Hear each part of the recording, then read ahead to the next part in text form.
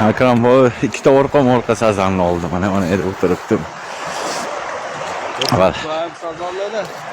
Ha, ko'rsatib qo'y. Ishonmay qolmasin. İyi tırışıyorduk ana tırışıyorduk. Hop ana Akram bu ölüttü. Ana yani tırışıyorduk boşuna hep kaldı şimdi balık ko'rsataman deb. Var oğlan ha. Ölünütken ya. Ölünütken ya olay videoya müzeyip git. Tepat sakaydı ya yolda mı da? Kolumda lakkam bana ne olur böyle lakka. Normal lakka. 20 metre ottu uzunluğu. Ana Akram var. Mana qo'yib turarlar. Ha?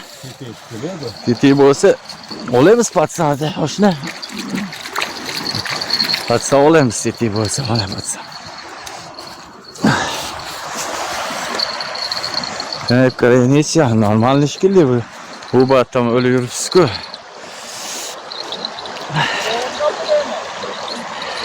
Ah.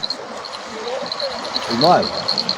Kata, hay normal ekan. Bu normal ekan, ulardan kattaq.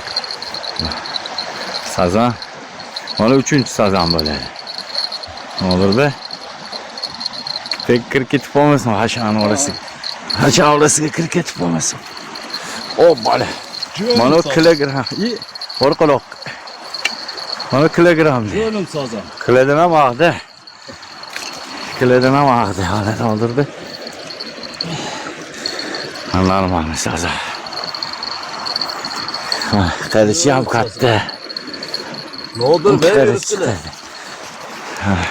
Bunga davom etsa